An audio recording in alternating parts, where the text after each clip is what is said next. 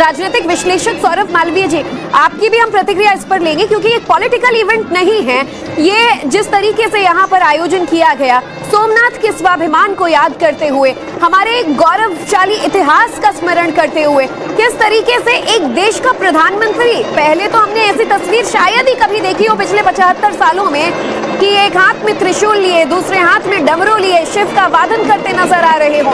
ऐसी शौर्य यात्रा के दौरान शंखनाद की अद्भुत तस्वीरें सामने आ रही है कि हर कोई भक्ति की आस्था के सैलाब से जुड़ता जा रहा है। ये शौर्य यात्रा की जहां इतिहास ने परीक्षा ली। देखिए, निश्चित तौर पर भारत सत्य है, भारत सनातन है, भारत परोपकार है, भारत पूर्ण है, भारत सुंदर है, भारत शिव है, और जहाँ शिव है वहाँ कल्याण है, और जहाँ शिव है वहाँ सुंदरता है। इसीलिए भारत को सत्यम शिवम सुंदरम कहा गया है। जिस देश का, जिस राष्ट्र का मुखिया सनातन की संस्कृति को आगे बढ़ाने वाला है, वो संस्कृति, वो सनातन जो क्रीडवंतो विश्वार्यन की बात करती है, जो पूरी दुनिया को श्रेष्ठ बनाने की बात करती है, जो पूरे विश्व को सबसे आगे ले जाने की बात करती है, यानी पूरे वसुधा को सुंदर बनाने की, सभ्य बनाने की बात करती है, उस भारत का नेतृत्व करने वाला प्रधानमंत्री यदि भारत भारतीयता, राष्ट्रीयता, सनातन संस्कृति की सभ्यता को लेके काम कर रहा है, चल रहा है, वह निश्चित तौर पर गौरव का क्षण है। वह निश्चित तौर पर एक सुंदर और सुखद अवसर है। इसी बात को स्वामी विवेकानंद ने भी कहा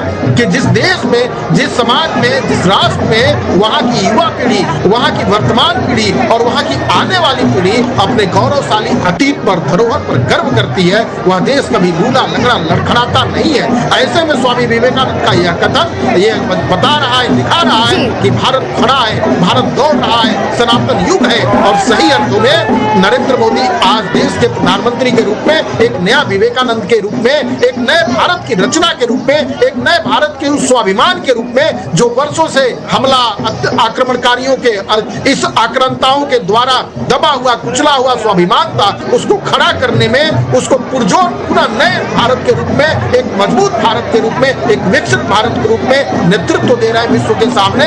इसका मतलब ये होता है कि भारत खड़ा है, भारत दुनिया के मंच पर मजबूती से अपनी उपस्थिति दर्ज करा रहा है। आज ऐसा नेतृत्व पूरी दुनिया के सामने भारत को जब प्रस्तुत करेगा, खड़ा करेगा, अपने मूल से, अपने स्वाभिमान से, अपनी संस्कृति और सभ्यता से जो सनातन है, पुरातन है, परंपरागत है, तो निश्चित तौर पर फिर से विश्व को, पूरी दुनिया को भारत नेतृत्व बोध देगा। भारत आर्थिक रूप से, सामरिक रूप से, सांस्कृतिक रूप से, सभी तरह से। इसका मतलब कि भारत बोध, realisation of country, realisation of human being, यानी मानवता को संदेश देने वाला भारत आज पूरा। ये बात आपने सही कही। किसी भी परिवार में हेड ऑफ द फैमिली क्या सोचता है, किस विचारधारा से आगे ले जाता है, इसका असर पूरे परिवार पर निश्चित तौर पर पड़ता है। और कुछ उसी तरीके से प्रधानमंत्री नरेंद्र मोदी भी आज सोमनाथ के जरिए ये संदेश देश को देते नजर आ रहे हैं।